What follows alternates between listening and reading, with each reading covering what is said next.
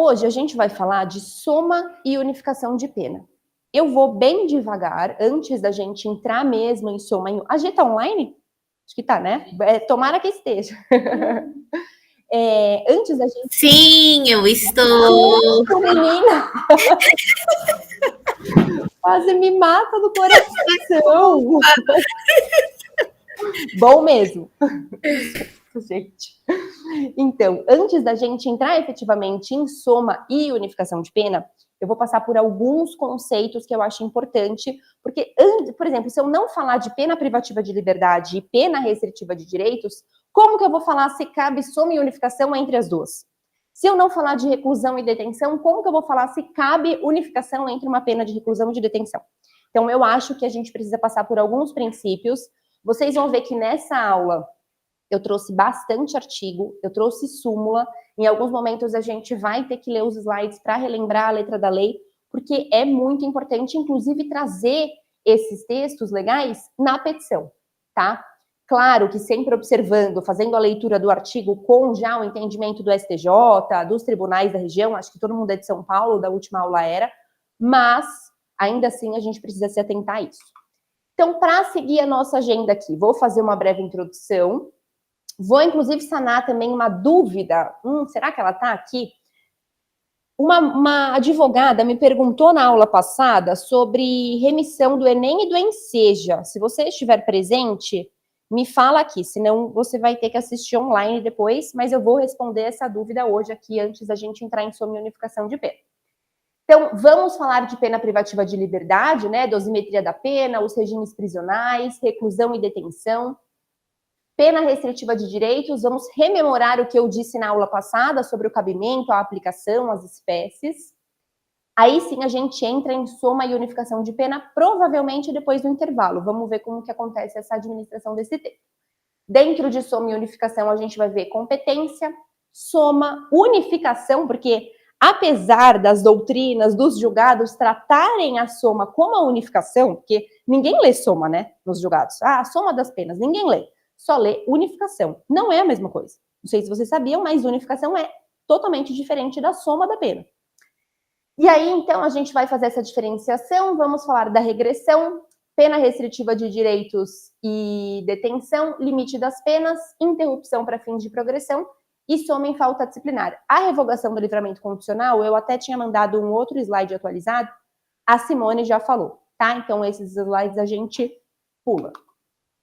Sobre a dúvida, então, da aula passada, quando a gente fala de Enem e Enseja, tem alguns pontos que a gente precisa observar. Quando a gente está falando da prova do Enseja, é uma prova que normalmente quem realiza é o preso que ou não tem o ensino fundamental completo, e aí ele faz o Enseja voltado para o ensino fundamental, ou se for para finalizar, né, o ensino médio, ele faz já o Enseja voltado para o ensino médio.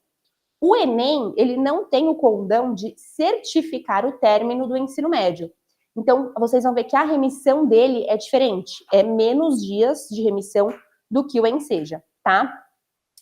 Então, aqui, para você ter direito à remissão total do Enem, você precisa, o preso, né, precisa fazer 500 pontos na redação e 450 pontos em cada uma das áreas de conhecimento. No Enseja, 5 na redação e 100 pontos em cada uma das áreas de conhecimento. A remissão, o tanto que ele vai conseguir de remissão, é um debate complexo nos tribunais, principalmente no STJ, mais fácil de conseguir. Vamos supor que ele não conseguiu, ele passou em 3 matérias e não passou em uma. Você pede para o juízo de execução a remissão de 60 dias, porque ele passou, ou 80 se ele tivesse sido aprovado também na redação, porque seria 20 dias por matéria, tá? No STJ, isso é mais fácil de conseguir. Pelo menos no Tribunal de Justiça de São Paulo, a depender da região, tem essa resistência em conceder esses 20 dias. Você pode juntar 50 julgados do STJ, é difícil conseguir essa remissão parcial, tá? Eu sei que em Santos, que é o Jamil Chaim, que a Simone falou na aula passada, ele dá essa remissão parcial. Então, é ótimo quando o preso está em Santos. A aprovação integral no Enseja, ela dá um direito de 177 dias de remissão. Por quê? Ele tem aquele 1/3 pelo término do ensino fundamental ou médio, tá? E o Enem, aprovação integral, 100 dias de remissão. Eu coloquei julgados para vocês para ajudar na busca de jurisprudência, tá? Então, esse material eu acredito que fique na área do aluno lá da ESA, e aí vocês conseguem usar esses julgados que são favoráveis num pedido de remissão pelo Enem e pela ENSEJ. Inclusive, essa falta de certificação, né, quando a gente fala, o Enem não certifica o término do ensino médio ou o ensino fundamental, é uma regulamentação do MEC desde 2017, tá? E aí, dentro ainda desse tema, não vou entrar, porque senão a gente foge do tema da aula, que é sobre unificação de pena. Mas nós temos também, por exemplo, existe a possibilidade do preso ter a remissão tanto do Enem quanto do ENSEJA? Temos duas correntes. Tem juiz que concede a remissão pelos dois, tem juiz que não. Mais difícil conseguir, mas vale também dar uma analisada nesse tema, tá? Alguma dúvida? Não sei se a advogada está presente, mas alguma dúvida sobre esse tema que eu possa sanar agora? Acho que não, né? Então, vamos entrar aqui na introdução de soma e unificação. Quando a gente fala de soma, vocês sabiam que é diferente? Pois é muito difícil alguém, porque os próprios julgados colocam como se fosse a mesma coisa. Eu acho que para facilitar a compreensão, enfim. Mas quando a gente fala de soma, é um concurso material, vai entre as condenações. Então, na soma aritmética, você chega, a pessoa tem um roubo, tem um furto, uma pena de 5, uma pena de 1, vai somar, vai dar 6, né? Assim, contas básicas eu consigo fazer de cabeça, porque senão eu sou de humanas, né? A gente fala isso. Então, a soma é quando existe um concurso material entre as condenações. A unificação é quando ocorre ou uma continuidade delitiva ou um concurso formal, porém os processos, as ações penais, elas tramitaram separadamente. Então, vamos supor, no escritório mesmo, eu tive um caso aqui, infelizmente, ele foi absolvido em um... Infelizmente não, né? Felizmente, ele foi absolvido em um dos estelionatos, mas aí eu não consigo trazer esse exemplo de unificação. Eram 2 estelionatos, mesmo modus operandi, mesma data, vítimas, assim, coisa de 10 minutos de diferença, porém boletins de ocorrências diferentes, delegacias diferentes, por incrível que pareça, e aí as condenações foram separadas, né? Seriam separadas. É que um, como eu disse, ele foi absolvido. Quando chegasse na execução da pena, eu poderia falar para o juiz, olha, reconheça a continuidade delitiva entre esses 2 delitos e faça a unificação da pena. E aí, por exemplo, ele pegaria a pena de 1 ano dada na sentença em um dos delitos, acresceria, vai 1/6, e aí a pena de 2 anos, possivelmente, reduziria para 1 ano e 2 meses. Então, isso é unificação de pena. Quando a gente fala unificação de pena, é o reconhecimento pelo juiz de execução de que houve uma continuidade delitiva ou um concurso formal entre ações penais distintas, tá? É isso, para vocês não confundirem. Porém, em petição, em julgado, pode continuar falando unificação de pena, que eu acho que o próprio juiz de execução vai entender melhor. Porque é o termo que eles utilizam, mas é importante a gente saber que existe essa possibilidade. Porque é difícil, né? É algo que não é comum de acontecer, porque normalmente o advogado ele pede a junção já nas ações penais, mas se houver alguma recusa por parte do juiz de conhecimento, você pode pedir depois no juiz de execução, tá? Essa unificação. Sobre texto legal, eu trouxe no slide alguns artigos imprescindíveis, súmulas do STJ, STF imprescindíveis para que vocês leiam sobre o assunto. Eu vou citar, acho que todos aqui, vamos fazer a leitura juntos, mas é importante que depois, estudando o assunto, vocês saibam que esses artigos são imprescindíveis, tá? Sobre soma e unificação, essa diferenciação, alguma dúvida? De algum exemplo, enfim, dúvidas aqui? Não? Perfeito. Então, vamos entrar agora em pena privativa de liberdade. E aí eu vou para a lousa, porque eu gosto de escrever às vezes. Quando a gente fala de pena privativa de liberdade, a gente tem 3 pontos que temos que observar. A dosimetria da pena, então como que o juiz chega naquele quantum de pena que ele vai condenar, o regime a ser aplicado e detenção e reclusão. Qual é a natureza dessa pena? Na dosimetria da pena, nós temos 3 fases que a gente precisa cuidar na hora que o juiz for dosar. Então, na primeira fase, é aquela pena base, que ele vai observar o artigo 59 do Código Penal. Na segunda fase, acho que o mais importante a gente saber são as atenuantes e agravantes, e aquela súmula 231 do STJ, que fala, olha, se você for reduzir a pena nessa etapa, Existe, eu acho que um julgado que deixa, que permite que você reduza a aquém mínimo, mas não vai ter força suficiente para a advocacia conseguir várias vezes essa redução. Mas essa súmula 231, ela fala, olha, se o juiz for reduzir a pena com alguma atenuante, ele não pode reduzir a ponto da pena base ficar menor do que prevê o tipo penal. Então, o tipo penal está lá, 1 a 4 anos, ele quer dar uma atenuante de confissão, ele não pode reduzir abaixo de 1 ano nessa segunda fase, tá? E na terceira fase, nós temos as causas de aumento e diminuição, que aí elas estão previstas ou na parte geral do Código Penal, como a tentativa, ou na parte especial, como um homicídio privilegiado, um furto privilegiado, ou nas leis extravagantes, como o tráfico privilegiado, né? O parágrafo 4º é uma causa de diminuição de pena. Então, aqui, eu acho que esses são os pontos mais importantes quando a gente fala de dosimetria da pena. Quando a gente fala de regime prisional, nós temos 3, o aberto, o semiaberto e o fechado, e ele vai observar o artigo 33 do Código Penal, a gente vai ver mais à frente. Detenção e reclusão, se a gente fala de uma pena de detenção, são os crimes menos graves, regime cabível, aberto e semiaberto. Se a gente fala de uma pena de reclusão, regime cabível, né, normalmente os crimes mais graves, aberto, semiaberto e fechado.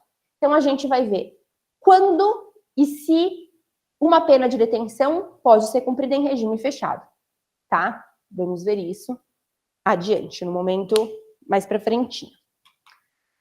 Dosimetria da pena, os artigos também eu trouxe. Regimes prisionais.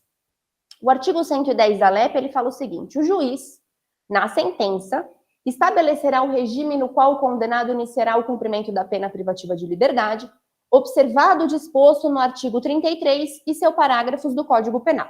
O parágrafo 1º, ele vai falar o que é o regime fechado, o que é o regime semiaberto e o que é o regime aberto. E o parágrafo 2º, ele vai falar quando que o juiz aplica cada um deles, tá? Então, nós vamos entrar nisso agora.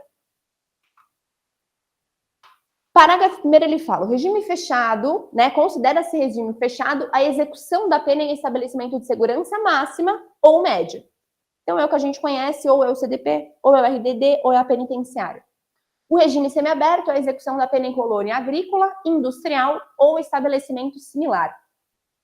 Aqui a gente entra naquela discussão, né, é o Centro de Progressão Penitenciária, até falei na primeira aula aqui do curso. Temos também, diante dos inúmeros presos que estão em regime não adequado, né, então eles estão no regime fechado esperando a vaga para o semiaberto, tem resolução que permite que algumas penitenciárias, cumprindo algumas regras que às vezes não são observadas, mas enfim, cria ali alas, raios de progressão penitenciária. Então, a penitenciária de Oswaldo Cruz, ela pegou uma cela lá e ela falou, olha, aqui, gente, é o regime semiaberto, sejam felizes. Agora vocês estão no regime adequado.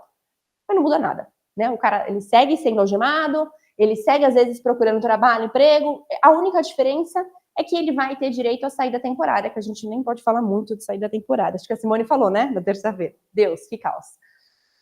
Mas aí, assim, vamos supor, até um ponto aqui de atenção. O preso, ele foi progredido. O juiz determinou a progressão dele para o regime semiaberto, beleza. Ele está esperando vaga. Então, ele ainda está na penitenciária porque ele não tem uma vaga no regime semiaberto. Esse preso que está esperando vaga, ele vai sair na saída temporária? Sem considerar todas as inovações da saída temporária. Para os presos anteriores, ele vai conseguir sair? O que vocês acham? Aguardando vaga. Ele sai, porque ele está progredido. A culpa não é dele se o Estado não tem vaga, entendeu? Então, assim, a partir do momento, por isso que as penitenciárias até ficam vazias na época da saída temporária, porque estamos, né, no período, inclusive. Alguns clientes meus estão espalhados por aí, espero que dê tudo certo depois. Mas algumas penitenciárias, elas reclamam, porque ela fala assim, eu não tenho estrutura adequada para soltar um monte de preso no período de saída temporária. Mas eu vou deixar o cara aqui, ele está progredido, ele está num regime semiaberto. Só que o Estado ainda não tem vaga no local adequado, tá? Então, eles soltam, depois eles voltam, normalmente, como se no semiaberto estivessem, tá? Até importante, porque uma vez eu tive um caso, não, mas aqui é fechado, doutora. Não, aqui não tô nem aí, mas minha cliente está no semiaberto, você pode soltar ela na saída. E ela saiu. Quase que eu tive que ir lá. Era em São Miguel Paulista. E aí o regime aberto é a execução da pena em casa de albergado ou estabelecimento adequado. Não temos casa de albergado aqui, é uma prisão domiciliar, tá? A pessoa vai para casa cumprir a sua pena e permanecendo tudo ok, sem falta, né? Sem faltas, cumprindo as regras do regime aberto, assim ela permanece. Regras do regime fechado. Aí aqui, deixa eu ver se temos dúvidas. Não. Aqui, vamos rir juntos, porque essas são as regras do regime fechado. O condenado será submetido no início do cumprimento da pena a exame criminológico de classificação para individualização da execução. Esse exame criminológico, vocês já tiveram clientes que tiveram que fazer exame criminológico? Não? Você também não? Não. Exame criminológico é assim, é uma entrevista. Normalmente acontece quando você faz um pedido de progressão, o crime é mais grave, uma pena é maior, ou às vezes tem alguma falta ou uma repetição de faltas disciplinares. E aí o juiz determina que faça o exame criminológico. Supostamente agora é obrigatório, né? A mesma lei que diz que não pode mais sair da temporária, agora fala que o exame criminológico é obrigatório.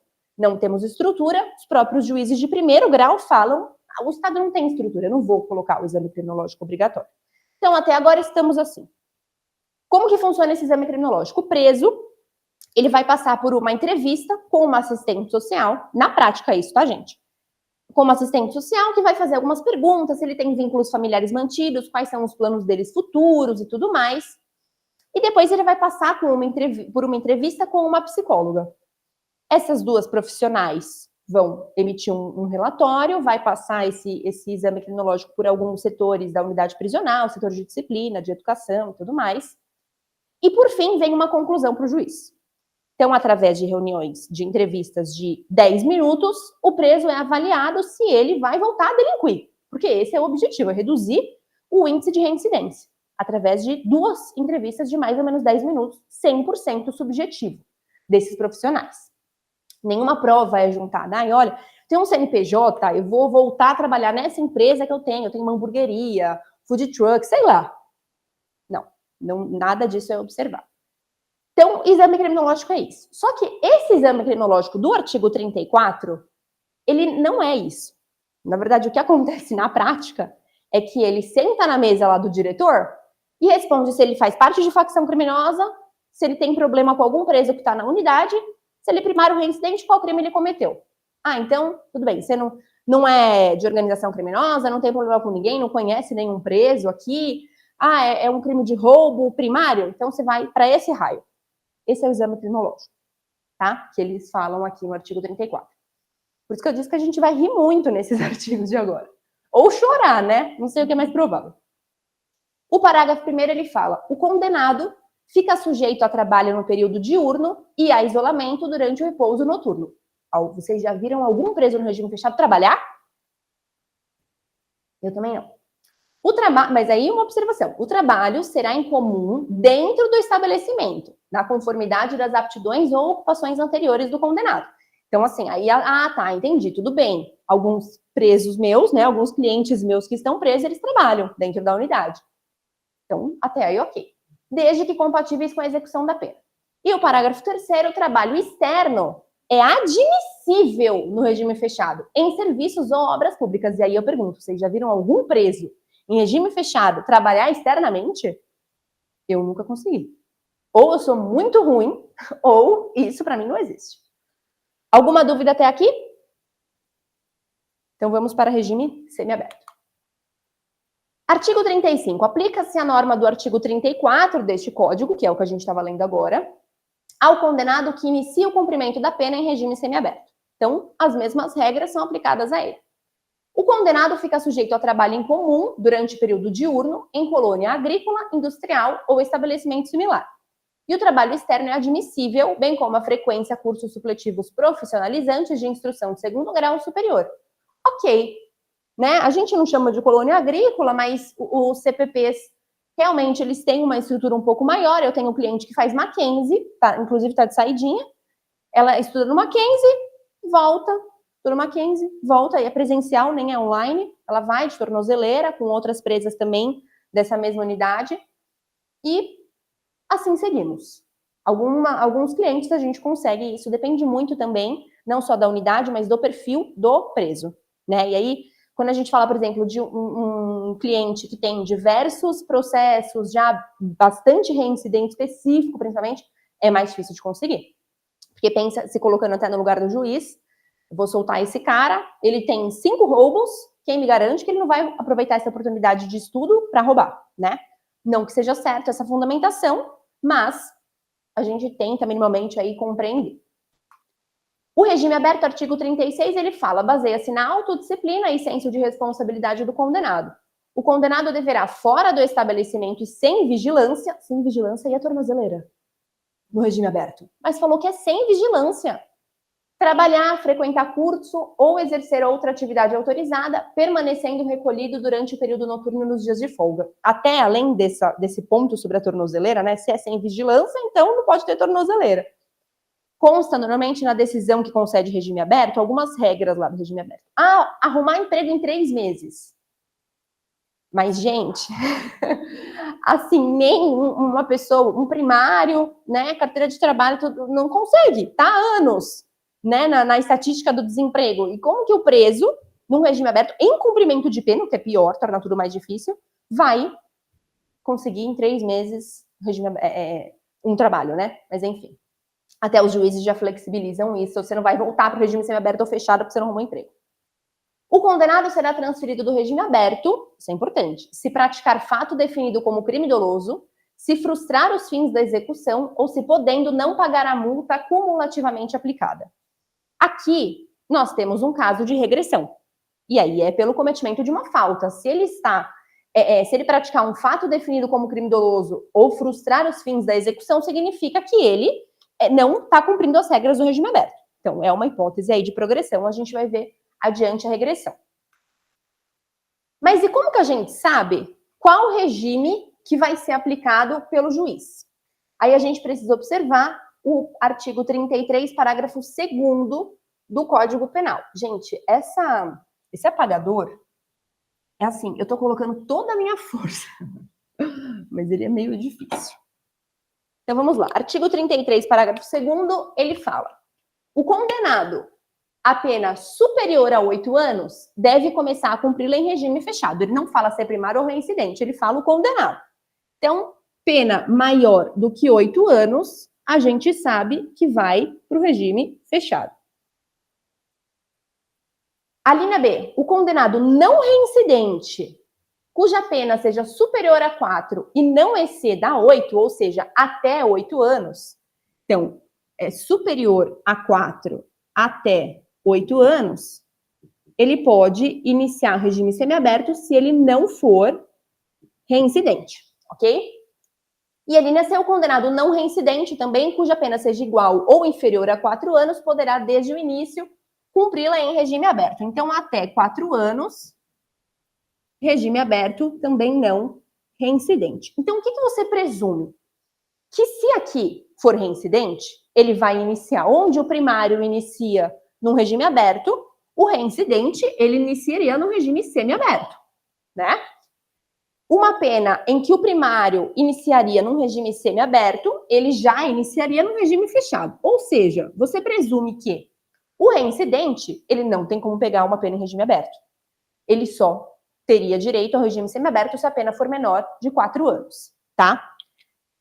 A determinação do regime inicial de cumprimento da pena far-se-á com a observância dos critérios previstos no artigo 59 desse Código, aquele mesmo utilizado na primeira fase da dosimetria da pena, que fala que o juiz precisa observar as circunstâncias do crime, os antecedentes, a conduta social, a personalidade, tudo isso, tá? Se eu lembrasse que estava aqui, não estaria tentando lembrar dos quesitos. Então, culpabilidade, antecedentes, conduta social, personalidade do agente, motivos, circunstâncias e consequências do crime, bem como o comportamento da vítima, estabelecerá o regime inicial de cumprimento de pena privativa de liberdade. Aqui a gente tem algumas críticas em relação a, por exemplo, conduta social, personalidade. Como que você conhece o juiz numa entrevista de, às vezes, menos de 1 hora, vai saber a personalidade daquele agente? E aí tudo é feito com base na folha de antecedentes. Mas você considerar os antecedentes quando, na verdade, já existe ali aos antecedentes, é bis in idem, entende? Então, é algo muito subjetivo, Mas o próprio artigo 33 fala que o juiz deve acompanhar, deve observar o artigo 59 para estabelecer o regime inicial de cumprimento de pena privativa de liberdade. Quando a gente fala de regime inicial dos crimes hediondos, a lei de crimes hediondos, ela previa que qualquer crime hediondo, não esquece o artigo 33, parágrafo 2º, vai ser pena integral em regime fechado. Tráfico vai cumprir 5 anos de ponta a ponta em regime fechado. Veio o STF e falou, isso é 100% inconstitucional. Não dá, não existe previsão legal para isso. Você fere toda e qualquer reserva legal e tudo mais. Não pode, é inconstitucional. Aí veio em 2007 uma edição ao texto legal falando, tá bom, então já que não pode ser a pena inteira, a gente vai colocar que sempre vai iniciar o cumprimento da pena em regime fechado. Então, por exemplo, o roubo com arma de fogo, crime muito comum em São Paulo, capital de São Paulo, ele agora é hediondo, depois do pacote anticrime, sempre iniciaria em regime inicial fechado. Veio o STF e falou, isso também é inconstitucional. Se existe o artigo 33, parágrafo 2º do Código Penal, que expõe de forma clara qual vai ser o regime inicial, não pode vir agora uma outra lei falando que não, que vai ser início fechado, tá? E aí, esse mesmo entendimento é aplicado também para os crimes de tortura. Então, crimes hediondos, equiparados ou não, seguem o artigo 33, parágrafo 2º. Isso, gente, eu coloquei o número do HC, muito importante, porque na sentença é muito comum você ver, ah, não, é crime hediondo, vou colocar regime inicial fechado, porque a lei de crimes hediondos prevê isso. Tá, prevê, mas é inconstitucional, o STF já reconheceu, tá? Até hoje isso acontece. Jurisprudência, STJ, agravo regimental no habeas corpus, estupros de vulnerável, pena não superior a 8 anos, regime mais gravoso fundamentado na gravidade abstrata e hediondez do delito, que eu acabei de falar.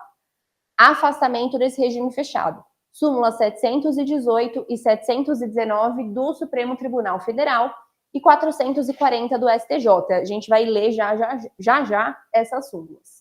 Concedido o regime inicial semiaberto. Sobre o regime prisional, o plenário do Supremo Tribunal Federal, no dia 27 de junho de 2012, ao julgar o HC 111.840 do Espírito Santo, por maioria, declarou incidentalmente a inconstitucionalidade do parágrafo 1º do artigo 2º da Lei de Crimes Hediondos, com a redação que lhe foi dada pela Lei 11.464 de 2007. E aí, não é falando que a pena do crime hediondo vai ser cumprida integralmente em regime fechado, mas é falando que ela sempre vai iniciar em regime fechado, tá? Eu nunca vi discutirem sobre a pena ter que ser integralmente cumprida em regime fechado. Eu acho que isso restou bem demonstrada a inconstitucionalidade, então não vejo nenhum juiz tentando aplicar, nem juiz de execução, nem sentença, aplicar tudo no regime fechado. E é engraçado porque às vezes a família vem, né? Ah, saiu uma condenação de 5 anos, mas ele vai ficar 5 anos no fechado. Não, minha senhora, calma, respira.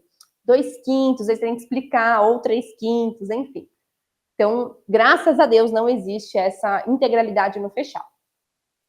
Com a redação, né, afastando dessa forma a obrigatoriedade do regime inicial fechado para os condenados por crimes hediondos e equiparados. É necessária a apresentação de motivação concreta para a fixação de regime mais gravoso fundada nas circunstâncias judiciais do artigo 59 ou outra situação que demonstre efetivamente um plus na gravidade do delito. A mera referência genérica... Isso daqui, gente, é trecho do julgado e são trechos que vocês podem usar nas petições. Então, você pode escrever lá nas alegações finais ou no recurso de apelação a mera referência genérica pelas instâncias ordinárias à gravidade abstrata do delito não constitui motivação suficiente. Isso é fundamentação para a gente usar. Sempre que vocês observarem um julgado positivo, né, obviamente, observe a fundamentação. Muda as palavras dele. Você vai estar falando fundamentação de magistrado, entendeu? De, às vezes, tribunal superior. Isso traz muita força para a petição. Então, cabível imposição do regime semiaberto. E trouxe outra. O plenário do STF, em 2012, ao julgar esse mesmo HC, por maioria, declarou incidentalmente a inconstitucionalidade do artigo 2º, parágrafo 1º da Lei de Crimes Hediondos, com a redação que lhe foi dada pela Lei de 2007. afastando dessa forma a obrigatoriedade do regime inicial fechado para os condenados por crimes hediondos equiparados. Então, para mim, não restaria dúvidas de que tem que observar o artigo 33. Porém, ainda assim, em sentença, muitas vezes, barra funda é muito comum, algumas varas criminais aplicarem regime inicial fechado, fundamentando que é crime hediondo. Nem, assim, eu penso, não sabe que vai ser reformada a sentença depois? Enfim. Súmulas importantes. 269 do STJ. Deixa eu ver só se o pessoal tem dúvida. Alguma dúvida até aqui, pessoal? Aqui também, vocês têm alguma dúvida? Não? Eu falo aqui porque aqui eu tô vendo o rostinho de vocês. Ali é difícil. Súmula, então, 269 do STJ. É admissível, observem o texto dessa súmula. É admissível a adoção do regime prisional semiaberto aos reincidentes condenados a pena igual ou inferior a 4 anos, se favoráveis às circunstâncias judiciais. Por isso que eu fiz isso daqui aqui. Lembra que eu falei aqui, então, se a pena é até 4 anos no regime aberto para o não reincidente, se ele for reincidente, a gente presume que vai ser regime semiaberto. Só que precisou da edição de uma súmula do STJ falando: pode adotar o regime semiaberto se o reincidente for condenado a pena igual ou inferior a 4 anos. Não bastava você presumir, porque essa presunção não estava sendo utilizada pelos tribunais, pelos juízes de primeiro grau, então o STJ foi e editou essa súmula. Súmula 400, até às vezes a gente pensa que é óbvio, mas o óbvio ele precisa ser dito, ele precisa ser deixado claro. Muitas súmulas você vê, é a mesma coisa que está no artigo, só que assim, é a mesma coisa no sentido contrário, vai ficar meio ruim a frase, né? Mas é a mesma coisa com... Exato. Com outras palavras, sabe? Só para deixar escancarado o que é aquilo. Precisa de uma súmula assim. Essas outras três, 440, 718 e 719, elas se complementam. Então, vamos lá. Fixada a pena base no mínimo legal, ou seja, esta... apaguei. Mas a primeira fase ali do artigo 59, se ela for fixada no mínimo legal, é vedado o estabelecimento de regime prisional mais gravoso do que o cabível em razão da sanção imposta com base apenas na gravidade abstrata do delito. Ou seja, chegamos aqui a uma pena de até 4 anos. Na primeira fase, o juiz, observando o artigo 59 do Código Penal, ele deixou a pena base no mínimo, então ele não pode aplicar o regime semiaberto. Porque a lei, o artigo 33, parágrafo 2º, ele fala, cara, se for uma pena de até 4 anos, você vai aplicar o regime aberto. O juiz não pode, permanecendo a primeira fase da dosimetria da pena, no mínimo, aplicar um regime inicial semiaberto. Entendeu? Aqui, vamos supor que ele, isso, claro, com base na gravidade abstrata do delito. Se ele fundamentar essa decisão, aí talvez ele possa aplicar esse regime semiaberto, mas ainda assim eu acho que se discute nos tribunais. Todas, não? Aqui, pode falar. A pena de até 4 anos teria que estar no... Aberto. Aberto. Sim, claro, né? Se não reincidente. Se não reincidente. E aí... Se fixa no mínimo legal. Vai, vamos supor. 3, vamos supor. Uhum. Por que ele colocaria no regime inicial semiaberto? Ele pode fundamentar, por exemplo, vamos supor, roubo a mínima é 4, né? Ele pode falar assim, olha, realmente, primeira fase eu deixei no mínimo, no roubo isso é o mais comum. A primeira fase eu deixei no mínimo, a segunda fase não tem, terceira fase não tem caso de aumento, diminuição, nada. Mas como é grave, o roubo é grave, eu vou aplicar o regime semiaberto, porque eu acho que o aberto não é suficiente.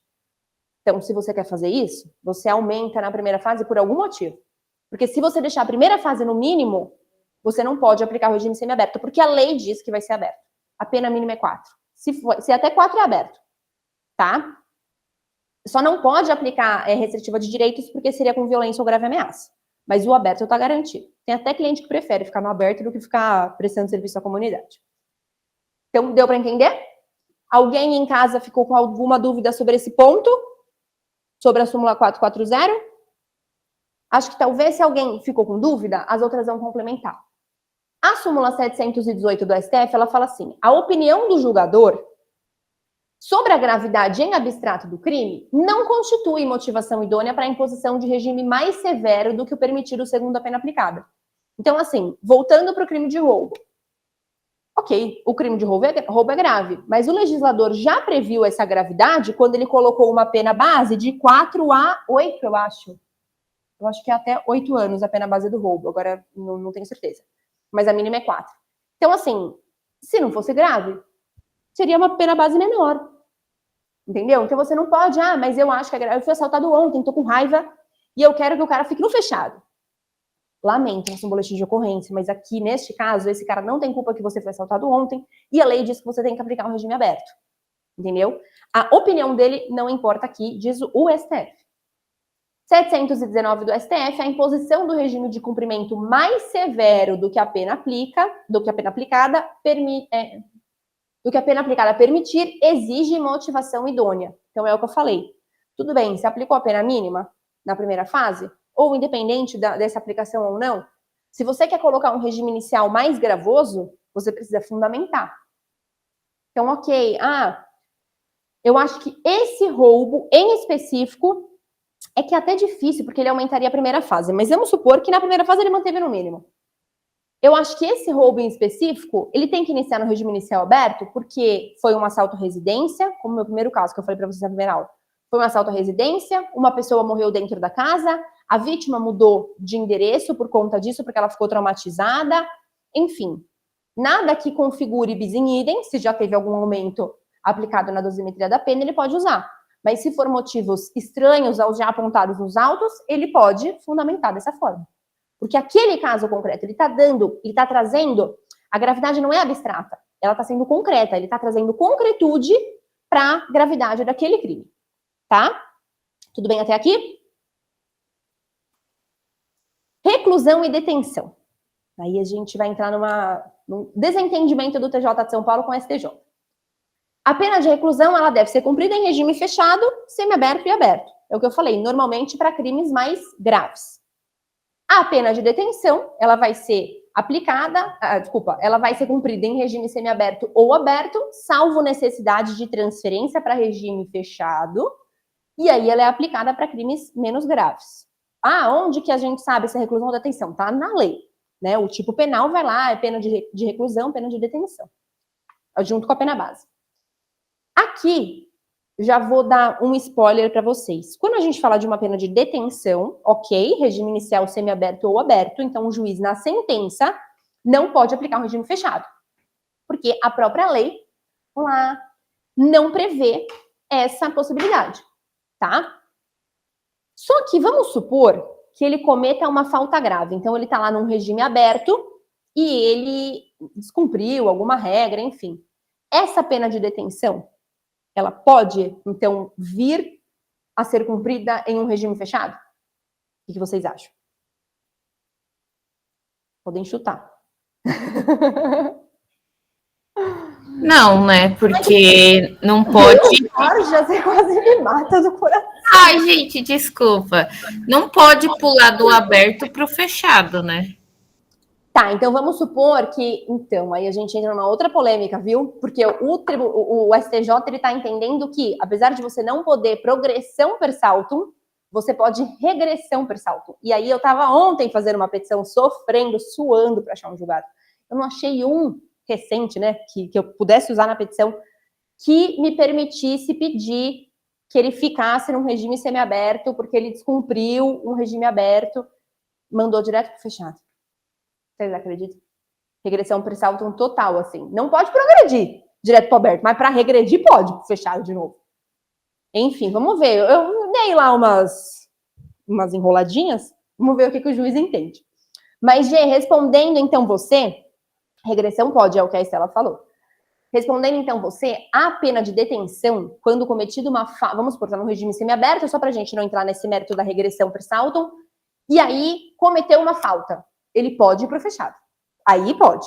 A detenção, ela pode ser cumprida em regime fechado, desde que, por exemplo, ocorra uma falta grave.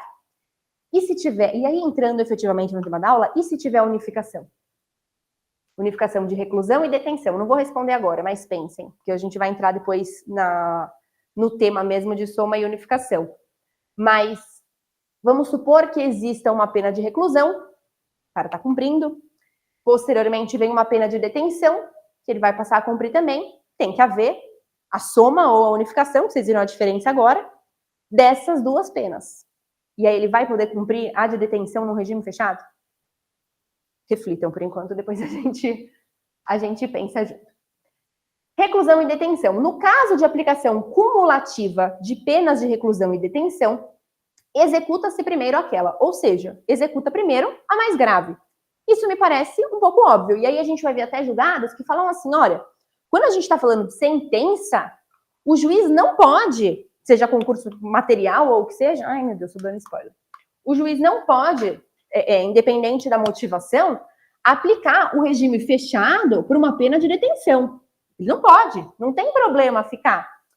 Eu lembro tanto disso quando eu fui estagiária na primeira Câmara Criminal. E aí eu estava lá escrevendo um voto e saiu, eu somei tudo. Eu fiz o concurso material de tudo e apliquei regime fechado. Olha como era cruel. E aí o assistente falou, olha, reclusão e detenção não pode. Você tem que aplicar detenção de acordo com o artigo 33 e reclusão de acordo com o artigo 33. Então você pode muito bem ter uma pena iniciada no regime fechado e também iniciada no regime semiaberto. Como? Artigo 69. Primeiro você vai cumprir a de reclusão e depois você vai cumprir a de detenção. O cálculo de pena, ele fica bastante confuso, porque você vai ter uma pena que vai ser somada só depois, quando ele já estiver no semiaberto. Entendeu? Então, aqui nós temos uma pena de reclusão, vai iniciar no regime fechado, vai cumprir o tanto necessário, e aí depois, quando ele chegar no semiaberto, ele precisa cumprir também a de detenção. Tá? Não pode haver soma das penas nesse caso, mas aí a gente vai ver também a jurisprudência do STJ e do TJ de São Paulo. Então, aqui, agravo em execução penal. Concurso material de crimes apenados com reclusão e detenção. Inviabilidade de unificação das penas. Esse é o TJ de São Paulo. Cumprimento primeiro da pena de reclusão. Ué, o artigo 69 fala, vai cumprir reclusão, depois vai cumprir detenção, não tem por que unificar. Aqui a gente está falando de execução. E aí, de novo, só para vocês não confundirem. Aqui, o 69, quando eu falei ali da reclusão e detenção, eu estou falando de sentença. O juiz não vai somar essas penas num concurso material, por exemplo, para aplicar um regime único inicial, tá? Aqui é um agravo em execução penal, então ele está falando de execução da pena. Então ele está falando concurso material de crimes apenados com reclusão e detenção. Inviabilidade da unificação pelo juiz de execução. Ele vai cumprir primeiro a reclusão, depois a detenção. TJ de São Paulo.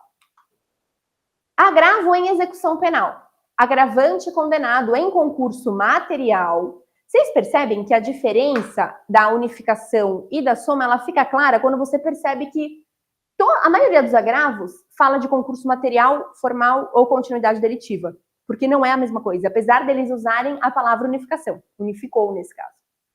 Então, agravante condenado em concurso material, apenas de reclusão e detenção. Decisão judicial que, com fulcro no artigo 111 da LEP, unificou as penas, estabelecendo o regime inicial fechado. Então, o que ele fez? Ah, o cara estava cumprindo? De novo, apagar o trem aqui. O cara estava cumprindo uma... Só uma dúvida, quem está em casa enxerga a lousa? Eu acho que não. Você que já viu aula online, enxerga a lousa? Não. Ah, tá. Bom, pessoal, tudo o que eu estou fazendo na lousa é mais para um raciocínio meu, mas tá tudo no slide, tá? Tá vendo? Vocês quiseram ficar em casa? Se tivesse aqui. Então, vamos lá. Aqui, o que eu ia fazer? Agravante condenado em concurso material. Então, aqui o cara tá cumprindo uma pena de reclusão. Tá? Tá cumprindo aqui a pena dele. Veio uma pena de detenção. Pena de detenção. Vai ter que cumprir também. Quando chegaram essas duas guias para o juiz de execução, ele foi lá nesse julgado e unificou. Falou, beleza, reclusão, detenção, tudo privativa de liberdade, vai cumprir no inicial fechado. Somou tudo, fechou o regime dele, independente do regime que ele estava. Tá? Isso é unificação de reclusão e detenção. Só que aí foi para o Tribunal de Justiça através de um agravo em execução penal e ele falou assim, isso é inadmissível, gente. O artigo 69, ele fala, primeiro você cumpre a bendita reclusão e depois você cumpre a bendita detenção. Tá? Então, esse foi o julgado do Tribunal de Justiça. Esse é de 2016, ele não é recente, mas o anterior, que é o mesmo entendimento, ele é de 2022, tá? Mais um, de 2019. Regime prisional inicial, reclusão, regime fechado, detenção, regime semiaberto. Na sentença, o juiz fez certinho. Cuidando-se de penas prisionais de espécies diversas, reclusão e detenção, não se há de proceder à unificação de penas para fins de estipulação do regime prisional, que ordinariamente está estatuída no parágrafo único do artigo 111 da LEP. Somente nas hipóteses específicas de regressão de regime prisional caberá o cumprimento da pena de detenção, se o caso em regime fechado. Então, respondendo a G, aqui, se existe um descumprimento, aí ele fala de específicas de regressão, de hipóteses específicas de regressão de regime prisional. Então, por exemplo, uma falta grave, ela é uma hipótese de regressão. Então, nessa hipótese, a detenção pode ser cumprida no regime fechado. Tá? Dúvidas até aqui? Que eu sei que essa parte, quando fala de unificação, começa a ficar aqui em Lins. Estela, a gente chega em Lins. Calma aí. Ela tá em Lins, por isso que ela não veio, gente, presencial, coitada. Peço desculpas, então, Estela. Dúvidas até aqui sobre unificação de reclusão e detenção, por enquanto, porque depois a gente vai dar um nó maior. Por isso que eu tô indo bem devagar, porque eu sei que tem advogado que tá iniciando. Pena privativa de liberdade até aqui, tudo bem? A gente vai entrar em restritiva de direito, então. Quando a gente fala, até na primeira aula, se todo mundo estava presente, vai conseguir relembrar. A pena restritiva de direitos, ela tem 6 hipóteses, 6 espécies. Prestação pecuniária, e aí aqui um conselho de colega advogada de vocês. De novo, se existe uma prestação pecuniária e uma multa a ser paga, daquele dias multa, fala para o cliente pagar a prestação pecuniária, porque é essa bênção que vai ser convertida em privativa de liberdade.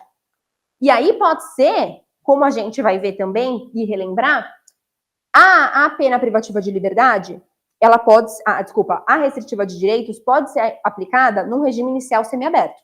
Então o juiz fala, olha, regime inicial semiaberto, ok, mas ele não é reincidente específico, a lei permite que eu converta a privativa de liberdade em restritiva de direitos. Então, nós temos um regime inicial semiaberto, mas o cara vai ficar em liberdade cumprindo a restritiva de direitos, tá? Só que aí, o cara vai lá e ele tinha que pagar uma prestação pecuniária. Aí a bênção do cliente não paga. Aí ele vai para o regime semiaberto, viu? Ele vai ser preso no regime semiaberto. Aí vai fazer todo o cálculo de pena, porque essa prestação pecuniária vai virar privativa de liberdade, tá?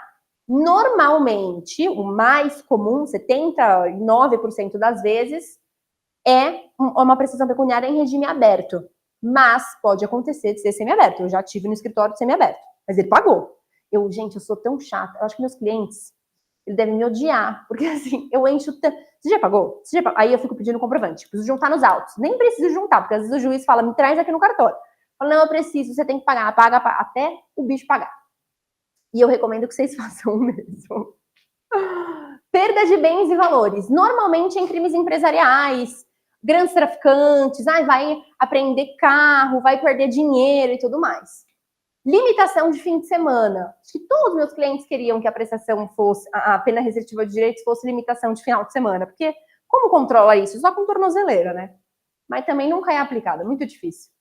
Prestação de serviço à comunidade ou a entidades públicas é o que mais tem, então eles vão prestar serviço em fórum, prefeitura e tudo mais, escolas públicas. Sim. Só, às vezes você tem uma ideia, mas você quer compartilhar para poder claro. E saber se está equivocado ou não. A gente está respondendo o processo em liberdade. Tá. Outrora preso, hoje solto, com tornozeleira. Pergunta que ele fez. Esse tempo que eu estou com a tornozeleira conta a detração da pena? Sim. Existem entendimentos nos tribunais, já chegou até no STJ essa discussão, de que liberdade provisória com tornozeleira eletrônica é a mesma coisa que prisão domiciliar. Vai ser considerado detração. Vai ser pena cumprida. É igual uma coisa de regime aberto. O cara tá cumprindo, ele tá sendo monitorado. Mas existe opinião diversa? Existe. Sempre, né? Que foi mais ou menos como eu coloquei para ele. Eu falei, a cota que você tirou de cadeia efetivamente é pacífico, Vai contar. vai contar. Aqui é apenas um monitoramento. Não é pena imposta. Não é uma pena. Óbvio, depois nós podemos fazer essa discussão, porque de repente você fala com segurança. Não, fica. Aí você não consegue a porra da diminuição. Ah, sim. Não. Para o cliente Ele sempre tinha tem que. ainda, tava, sabe, Tirando dúvida. É só tirando dúvida, perfeito. Aí você fica assim, puxa, fala ali, bato na mesma propriedade. Não, esse vai ser considerado. Eu nem sei se ele vai ser absolvido, condenado, se vai piorar a situação dele. Quem for 19 pessoas na lavagem de dinheiro. Vixe, Maria. Perda de bens e valores. Vai acontecer, vai ter. Mas aí, assim, toda vez para o cliente, imagina, eu que agradeço a participação. Todas as vezes para o cliente, você tem que falar, olha, pode... E aí o cliente fala assim, mas quantos por cento? Não existe. 50%. Sabe? É sempre meio a meio. Cabeça de juiz... Não tá gravado, eu não vou falar. Mas assim, a cabeça de juiz, você nunca sabe o que vai sair. Entendeu? Então, você tem que tomar cuidado quando grava, viu? Você vai falar umas coisas e não pode. Eu fico com medo da Simone. Aí o Moro vai provar falando que o Atescório Gilmar. Tá vendo? Às vezes na graduação eles falam, pode gravar? Eu, pode, mas eu preciso tomar cuidado. Às vezes você quer fazer um desabafo, né? E não pode. Mas enfim, então respondendo a sua pergunta, para o cliente, você sempre vai flexibilizar. Ainda que seja pacífico. Mas a gente nunca sabe o que tem dentro da cabeça do juiz. Não depende de mim, eu sou mero instrumento de pedir. O Ministério Público vai se manifestar? A gente acabou de ver regime aberto com tornozeleira eletrônica. No artigo 36, eu acho, né, que a gente está vendo no regime aberto, ele fala sem fiscalização. Está previsto, o regime aberto é sem fiscalização. Como é que coloca uma tornozeleira eletrônica? Aí, vou entrar em outra polêmica, já volto pro tema, que eu vou desabafar agora, esse pode gravar. Saída temporária, agora vai ser com tornozeleira eletrônica. Minha cliente, São Miguel Paulista, não tinha tornozeleira eletrônica.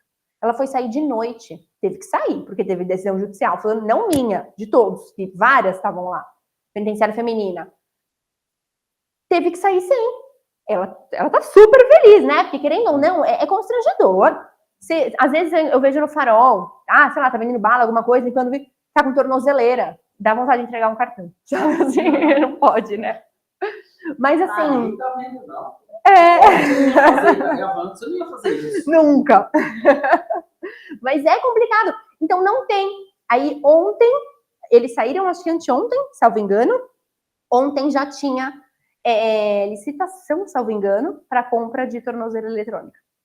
Quantos presídios não ficaram com falta de tornozeleira eletrônica? Porque antes era assim, os 100 primeiros saem com. Aí eles iam se enfiando lá pro final da fila, né? Os raios do fundo amavam, porque não queriam ficar com tornozeleira. Agora a cadeia inteira vai sair com tornozeleira. Não tem. Quem fez essa bendita lei? Sabe? Não tem. Quanto dinheiro o Estado não vai gastar à toa? Vê os presos que precisam. Mas esquece que o Brasil não tem aparato estatal suficiente. Exato, exatamente. Não, e aí, assim, se fizesse aquele exame criminológico lá no começo que a gente estava falando, não esse que eu falei da assistente social, tá? Essa entrevista de 5 segundos com o diretor, organização criminosa, residente... Se fizesse um exame criminológico direito, eles iam ver exatamente os presos que precisam desse monitoramento. Uma cliente que sai para estudar no Mackenzie e volta todo santo dia, precisa de tornozeleira na saidinha? Precisa, gente. Enfim, voltando aqui. Então, limitação de final de semana, prestação de serviço à comunidade, interdição temporária de direitos e limitação de final de semana 2 vezes, né? Aparece. Eu até fui conferir, mas a lei mesmo tá assim. Não foi erro de digitação, não. Deixa eu ver se tem algum comentário. Não. Cabimento. Artigo 44 do Código Penal, ele fala: a pena privativa de liberdade não pode ser superior a 4 anos. O crime, ele não pode ser cometido com violência ou grave ameaça, então não cabe para o roubo. Nem adianta pedir na petição, viu, gente? Fica feio. Qualquer que seja a pena aplicada, se o crime for culposo, o réu não pode ser reincidente em crime doloso. Então, observe. Se ele tiver um homicídio culposo e um roubo, não, porque não pode, um furto, este furto pode cumprir em pena restritiva de direitos.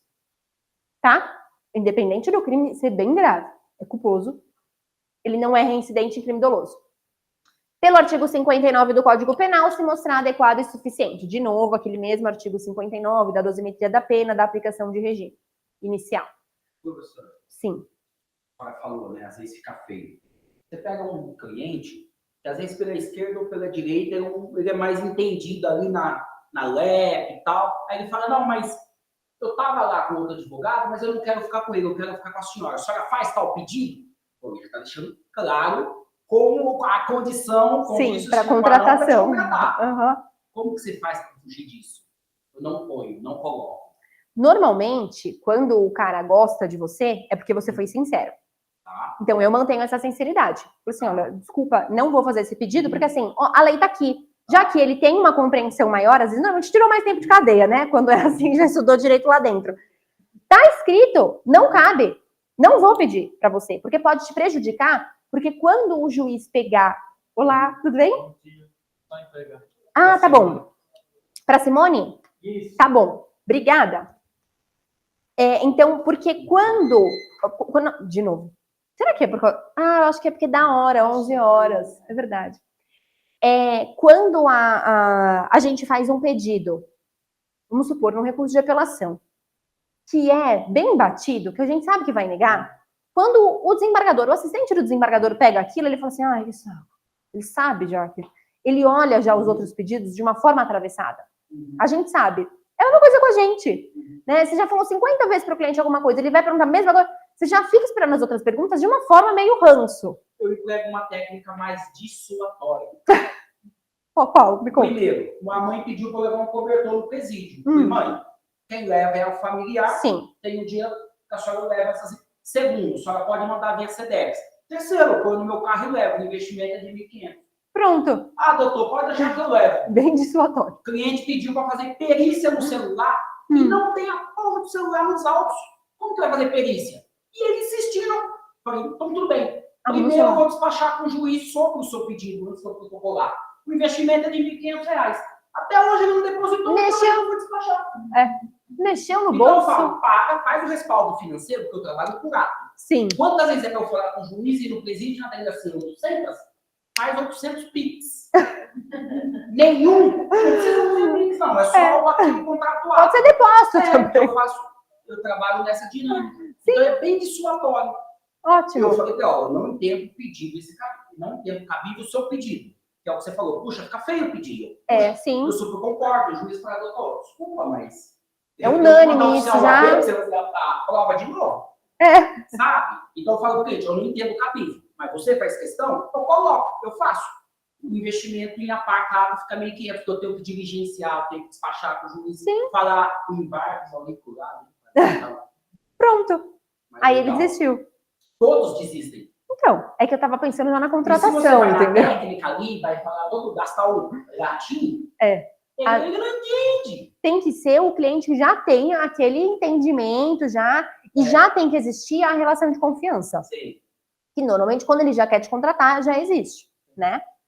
Mas é isso, né? E como você pede perícia no celular que não tá juntado. Perdeu, não tá nos autos. Sim. Eu falo, doutor, eu tô definindo o seu pedido da perícia, só pode trazer o celular? Não tem, ele perdeu. E naquele celular... Não era nem de outra pessoa. O crime tá no celular que ele perdeu, óbvio que ele perdeu. Né? Aí ele queria periciar? Quer periciar, É que a perícia não coloca ele inocente, mas não tem o maldito celular. Ai, meu Deus. Mas, enfim, então, assim, quando são teses de defesa em que existe duas correntes, aí a gente pede, e eu acho que Estava falando com a Simone ontem, antes da aula de condicional. Quando você tem uma tese que você precisa iniciar, é assim que são feitas as súmulas. De tanto advogado pedir, a gente consegue reverter aquele entendimento. Mas, nesse caso, já é algo assim, mais do que pacificar os tribunais. Então, artigo 109, ok. 44, parágrafo 3º. Se o condenado for reincidente, o juiz poderá aplicar a substituição, desde que em face de condenação anterior, a medida seja socialmente recomendável e a reincidência não tenha se operado em virtude do mesmo crime. Então, aqui é o que a gente estava falando. O reincidente pode ter pena restritiva de direitos, desde que ele não seja reincidente específico. E aí é o caso em que a restritiva de direitos é aplicada no regime inicial semiaberto. Tá? Tudo bem até aqui? Dúvidas, aflições em casa, aqui. Aplicação. Como que é feita essa aplicação? Também falei na primeira aula. A condenação, se ela for igual ou inferior a 1 ano, o juiz ele vai substituir por multa ou por uma restritiva de direitos. Essa multa é a prestação pecuniária. Condenação superior a 1 ano, a pena privativa de liberdade ela pode ser substituída por uma restritiva de direitos e multa ou 2 restritivas de direitos. Aqui até não tem a ver com unificação, mas uma dica para vocês. Se eu sei que o cliente não tem condições de arcar com uma prestação pecuniária, porque a prestação pecuniária ela é muito comum, o mais comum é prestação de serviço à comunidade e prestação pecuniária. Se eu sei que ele não tem condições e eu vou pedir a substituição, eu já falo, juiz, substitua por 2 outras restritivas de direito sem ser a prestação pecuniária, porque ele não tem como pagar. E aí eu junto declaração de hipossuficiência, enfim, o documento que eu tiver, declaração de pobreza, algo nesse sentido, tá? Porque aí você aumenta a chance de ganhar a restritiva de direitos e não prejudica o cliente. Porque depois, para você conseguir alterar, a gente entra numa outra discussão dos tribunais, se ele pode ou não substituir. Porque eles falam, mas o preso, o sentenciado, ele não pode escolher a pena que ele vai cumprir. O juiz que aplica.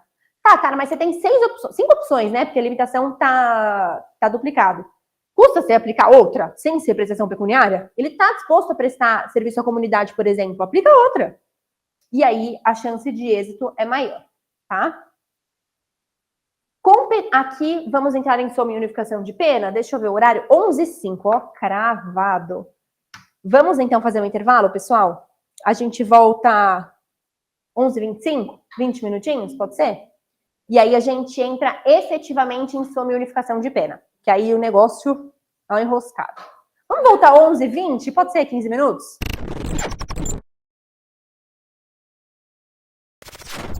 Soma e unificação de pena. Agora sim, entrando efetivamente no tema da aula, toda a parte introdutória eu acho importante a gente fazer, porque senão não tem como eu falar de pena privativa de liberdade e restritiva de direitos unificando ambas essas penas, se eu não falar o conceito delas. Então eu acho que temos que falar sempre, fazer sempre essa introdução, tá? Competência. De quem é a competência de unificar e somar pena? Juiz da execução. Então, nós temos, no artigo 66, inciso 3, a linha A, compete ao juiz da execução, soma ou unificação de penas. Trouxe um julgado aqui só para exemplificar, soma ou unificação de pena, competência, juízo da execução penal, tem a competência originária para cuidar da soma ou unificação da pena em cumprimento. Agora a gente vai voltar em soma e unificação.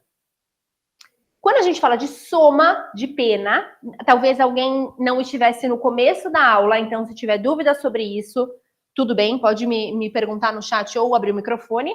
Não, só que abram o microfone com cuidado, não faça igual a Georgia, que quase me mata do coração quando abre. Nossa, eu dei cada tremelique que depois eu vou querer assistir essa gravação, viu? Artigo 84 da LEP fala: as penas que correspondem a infrações diversas devem somar-se para efeito do livramento. Ou seja, se nós estamos falando de condenações em concurso material, tá? Dentro da execução, a gente fala de soma. Então, o cara, ele tem um roubo que foi cometido em 2012. E ele tem que ser um belo roubo, né? Para estar cumprindo pena até hoje, mas enfim. E ele tem um furto de 2020. Não existe nenhum concurso formal ou continuidade delitiva que deveria ter sido reconhecido pelo juiz de conhecimento. Então, aqui a gente fala de soma. Agora, vamos supor que o cara, ele tem um furto, outro furto, outro furto. 3 furtos que foram cometidos no dia 12 de agosto de 2021 em continuidade delitiva. E ele respondeu a esses processos de forma separada, porque as vítimas fizeram boletim de ocorrência em locais diferentes, estava pela Defensoria Pública, a Defensoria Pública não se atentou que poderia ocorrer a junção dessas ações penais, e aí chegaram lá 3 guias de recolhimento para o juiz de execução de algo que deveria ter sido reconhecida a continuidade delitiva lá atrás. O advogado ele pode falar para o juiz de execução: olha só, esses 3 furtos estão em continuidade delitiva, Portanto, essa pena de, vamos supor, 3 anos, 1 ano para cada um, ela deve ser a pena de 1 mais o acréscimo por conta dos outros 2. Então, uma pena de 3 anos ficaria aí com um acréscimo de 1/6, ficaria 1 ano e 2 meses. E aí a gente vai ver, de forma brilhante, maravilhosa, uma pena privativa de liberdade, às vezes sendo substituída por uma restritiva de direitos. É o contrário. Difícil de acontecer? Difícil de acontecer, porque é difícil, inclusive, você ter um caso de unificação na execução. Porém, pode. Isso é muito legal. Isso é fantástico. O direito penal é legal, né, gente? Eu amo. Mas vamos lá. Então, aqui, essa é a diferença. A soma é quando... A gente não gosta de falar concurso material, porque não está dentro de ação penal, mas é como se fosse um concurso material, condenações 100% distintas, não é um concurso formal ou continuidade delitiva. A gente fala de unificação quando nós temos na execução condenações que deveria ter sido reconhecida a continuidade delitiva ou concurso formal entre elas, tá? Dúvidas até aqui? Alguém que chegou atrasado tá com dúvida sobre isso? Não é o que eu estava explicando no começo da aula, não é que é errado a gente falar de unificação, até porque os julgados falam, as doutrinas falam, mas vocês precisam saber desta possibilidade de unificação, porque isso para o cliente de vocês é muito benéfico, tá? Aqui o NUT, ele dá um exemplo muito bom. O réu possui 10 condenações por furto simples, atingindo 10 anos de reclusão, motivo pelo qual foi inserido no regime inicial fechado.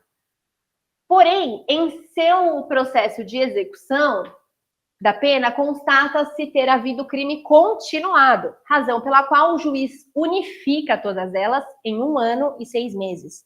A gente está falando de uma pena que foi de 10 para 1 ano e 6, de fechado para um regime aberto. Não é jurisprudência, é um exemplo, mas é algo que pode acontecer. Deve, logicamente, afastar o regime fechado, concedendo o aberto. Então, unificação de pena em regime de execução, como diz a Simone, é coisa de gigante. É um negócio que, assim, quando você percebe que isso pode ser pedido e você consegue, o cliente vai, assim, à loucura. Até o advogado, acho que vai à loucura junto.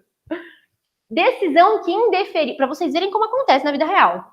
Não é só exemplo do NUT, não. Decisão que indeferiu o pedido de unificação de penas em razão de continuidade delitiva. Crime continuado configurado. Os delitos pelos quais condenado o agravante são todos da mesma espécie, estelionatos tentados, praticados com o mesmo modus operandi, obtenção de benefício previdenciário, são derivados de um mesmo impulso criminoso, presentes requisitos para a configuração do crime continuado, recurso provido, tá? TJ de São Paulo. Regressão. O artigo 111 da LEP, ele fala o seguinte, alguma dúvida de soma e unificação? Artigo 111 da LEP. Quando houver condenação por mais de um crime no mesmo processo ou em processos distintos, a determinação do regime de cumprimento será feito pelo resultado da soma ou unificação das penas. Então, aqui nós temos dois pontos importantes no 111. Primeiro, o regime, se dentro de uma ação penal, o seu é roubo e corrupção de menor, né? Roubo e corrupção de menor. Tá? Aqui a gente vai ter uma pena mínima de 4, se eu não me engano, corrupção de menor, mínima de 1. Temos uma pena de 5 anos. Se ele é reincidente, né? Então, aqui a gente vai ter já um regime inicial fechado. O que significa a primeira parte do 111? Condenação por mais de um crime no mesmo processo. Em processos distintos, o que significa isso? Dentro da execução da pena, nós temos diversas guias de recolhimento. E aí o juiz vai observar o artigo 33, parágrafo 2º do Código Penal, quando ele for somar ou unificar essas penas aqui. E aí ele vai aplicar fechado ou semiaberto, ou manter o aberto. Por que não? Se for 2 furtos, pode ser, tá? Parágrafo único. Sobrevindo condenação no curso da execução, somar-se-á a pena ao restante da que está sendo cumprida para a determinação do regime. É o caso de execução penal, tá? Então, o cara já está cumprindo uma pena. Vem uma nova condenação aqui, ele vai somar essa pena ao que ele está cumprindo. E aí, aqui, algo muito importante. Vamos supor que ele cumpra uma pena de 12 anos. Pena total, 12 anos. Só que ele já cumpriu 9. Ele está em regime aberto já. Vem uma nova, aqui vai ficar 3, né? 3 anos que falta cumprir. O que já cumpriu, pena cumprida, é pena extinta. Vai faltar 3 anos para ele cumprir. Aí vem uma pena de 1 ano. Ou, sei lá, 6 meses, só para não cair no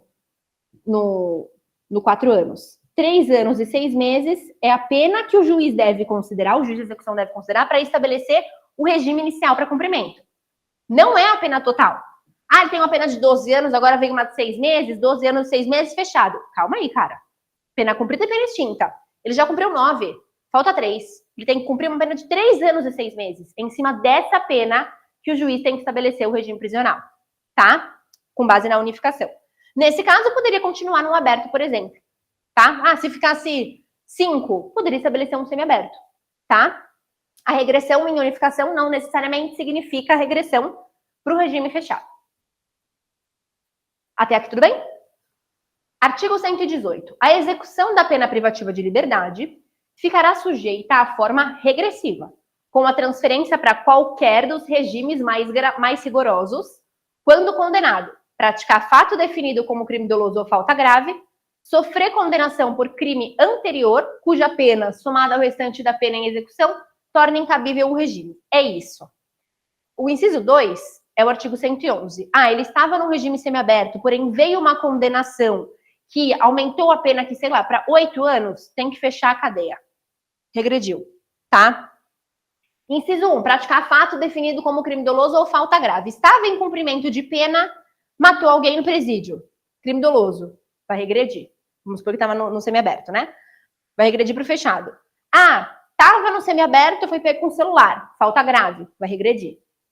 Tá? Então, essas são as hipóteses de regressão que a gente tem quando a gente fala de soma e unificação de pena.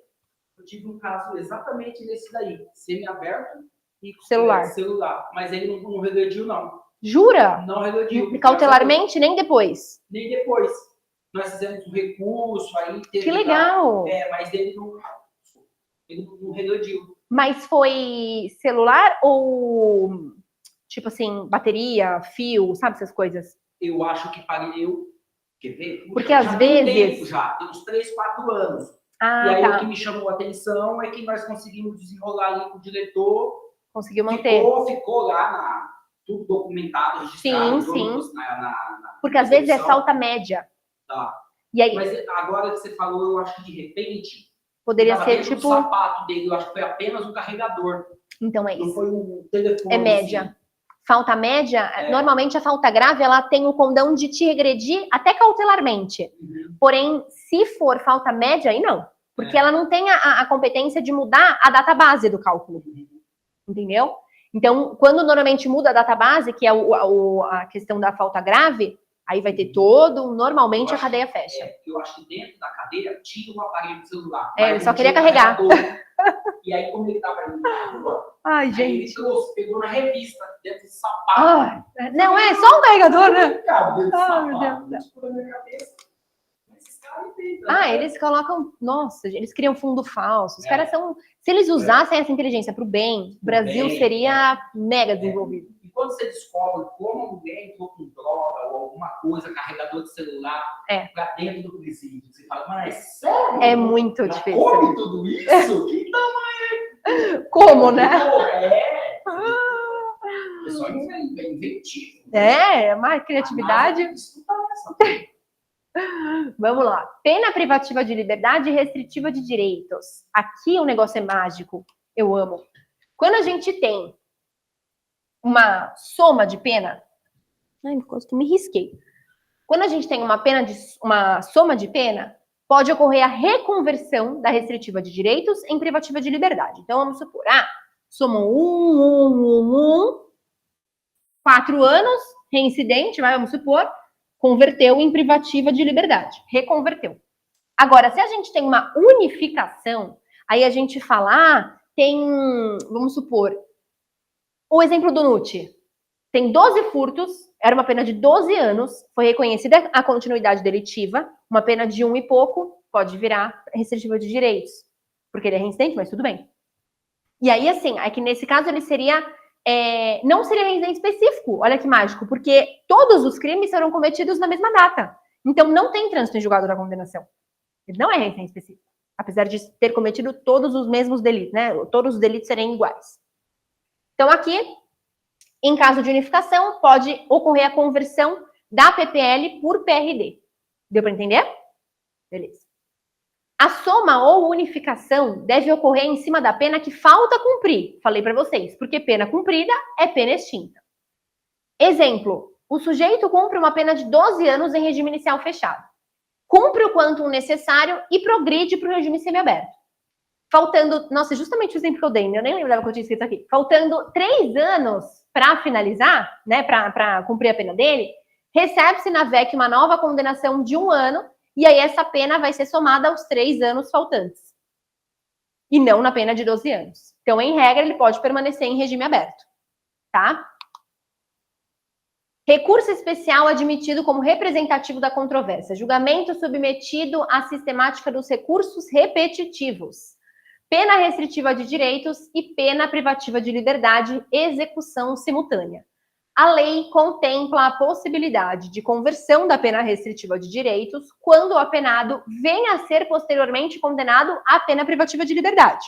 Então, aqui a gente está falando de uma soma, tá?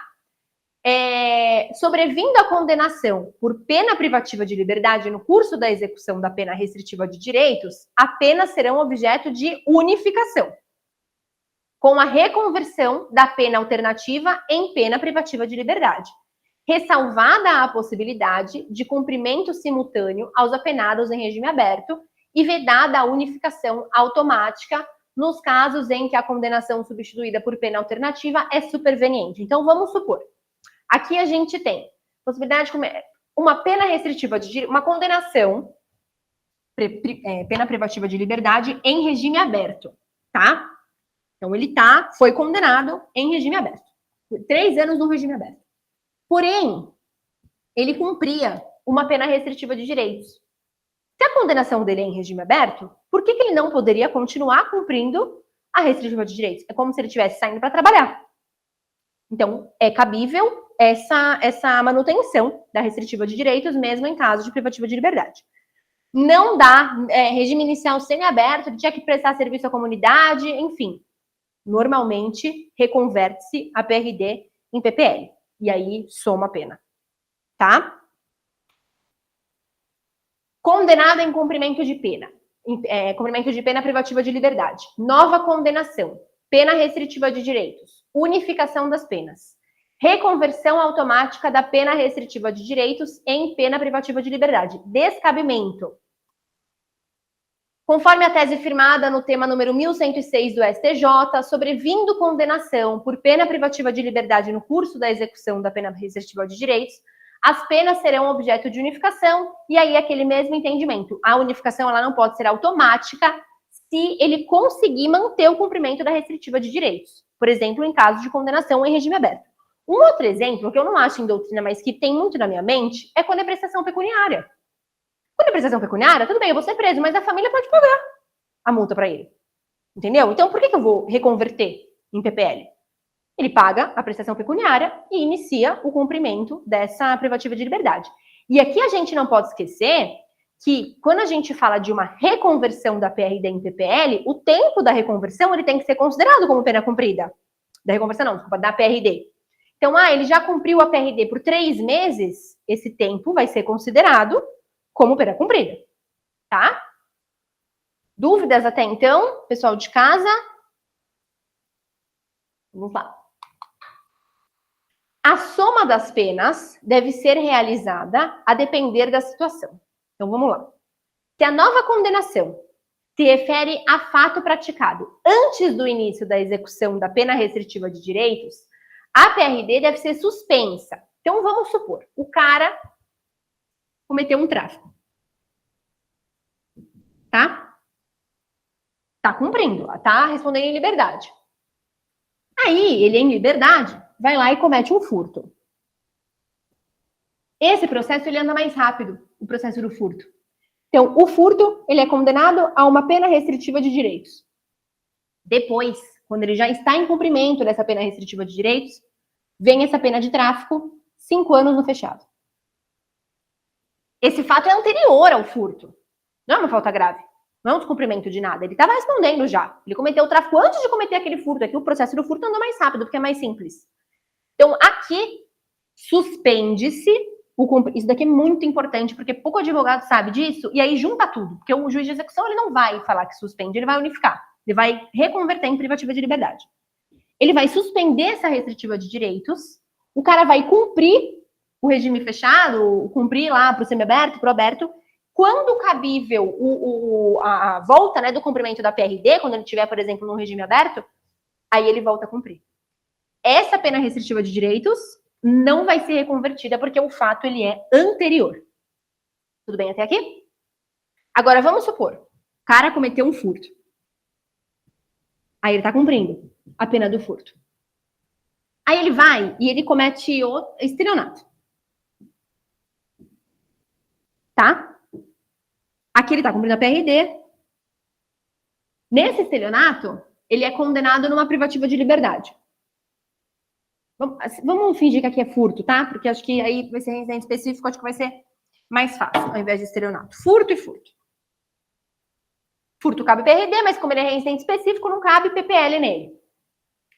Essa PRD que ele estava cumprindo foi descumprida. Porque ele tem uma nova condenação. Então, essa PRD vai ser reconvertida em PPL.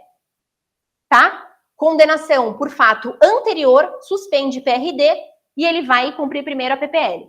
Condenação por fato posterior, descumprimento de PRD, vai converter em PPL. Beleza? Tudo bem? Dúvidas? Eu sei que às vezes é um pouco complexo. Exemplo para configurar a continuidade delitiva? Vamos supor, vários furtos. A continuidade delitiva é assim, vários crimes cometidos no mesmo modus operandi, num período curto de tempo, com vítimas distintas. Peraí. Por exemplo, furto. O cara pegou uma rua. Uma vez apareceu um caso assim no escritório. Uma rua, tinha uma farmácia aqui. Farmácia e manicure tem em tudo quanto é lugar, né? Então tinha uma farmácia aqui, uma farmácia aqui, uma farmácia aqui. O cara foi, furtou nessa farmácia, furtou nessa farmácia, furtou nessa farmácia. Isso é continuidade delitiva. No mesmo modus operandi, num curto espaço de tempo, ele cometeu 3 furtos diferentes. Normalmente, esses furtos, eles correm na mesma ação penal. E aí, na própria sentença, é reconhecida a continuidade delitiva. Agora, se não acontecer isso, que é a hipótese assim, esses furtos em locais diferentes, é o que eu melhor consigo enxergar a possibilidade de não correr na mesma ação penal. Porque aí você tem a possibilidade das vítimas fazerem boletins de ocorrências em delegacias diferentes e para várias criminais diferentes, e aí, às vezes, a Defensoria Pública não enxerga essa continuidade delitiva, não pede a junção dos processos, tá? Como que você pede? Petição simples para o juiz de execução, olha só. Esse furto foi cometido no dia tal, de tal forma. Esse no dia tal, de tal forma. Esse no dia tal, de tal forma. Existe uma continuidade delitiva entre os delitos, unifique-se as penas. Petição simples. Acho que outro exemplo também é quando se fala de extorsão, cárcere privado e sequestro. E aí, tipo... Continuidade delitiva? E aí fica ali uns 15 dias, ou 8 dias, enfim. Sim. Mas dá continuidade delitiva. Também. É que aí, dificilmente, as ações penais vão ser diferentes. Normalmente já vai reconhecer, é continuidade, mas vai reconhecer já no processo de conhecimento. Né? Deixa eu ver, esse último exemplo de reconversão apenas ocorre se a pena do segundo furto for no regime semiaberto. Não entendi, Luciana, esse último exemplo de reconversão, qual o último exemplo? São tantos. Depois que eu escrevo na lousa, eu já nem entendo mais. É só na hora mesmo que eu estou escrevendo. Dos 2 furtos. Se a pena do segundo furto for no regime semiaberto. Aqui... Ah, tá. Ele tem um furto, vamos supor, se for num regime... Não. Se for num regime fechado também. Vamos supor, esse furto independe do regime prisional. É o primeiro furto que vai ser reconvertido. Então, vamos voltar. Vamos voltar para ficar bem claro. Aqui, ele cumpre pena por um furto? É que eu acho que furto é o mais fácil de exemplificar. Ele cumpre uma PRD. Vamos supor que ele está prestando serviço à comunidade, tá? Ele está cumprindo uma pena normal. Uma pena na prefeitura, vai? Serviço na prefeitura. Aí, durante o cumprimento dessa pena, ele vai e ele comete outro furto, em outro lugar, em outras circunstâncias, nada de continuidade delitiva, em outra data, futuramente. Esse furto, ele não vai poder ser beneficiado com o PRD, porque aqui já houve o trânsito em julgado, ele é reincidente específico. Então, aqui, ele vai pegar uma PPL, independe se é em regime aberto, não vai ser, né, porque ele é reincidente. Mas independe se é semiaberto ou fechado. Esse primeiro furto vai ser reconvertido em PPL porque ele teve um descumprimento da restritiva de direitos. Ele teve uma falta grave, entendeu? Então, aqui, você vai ter a soma desse furto que seja de 2 anos, vai? Com esse furto que, vamos supor que é um ano. Então, aqui vai ter 3 anos de pena privativa de liberdade. Ficou mais claro agora? Qualquer coisa você me avisa. Não vai ser no regime aberto, por conta da reincidência. E ainda que seja compatível para cumprir a PRD juntos. A reconversão dessa PRD é por conta desse descumprimento das medidas da PRD. Não cometeu o crime, um outro crime, uma das regras, né?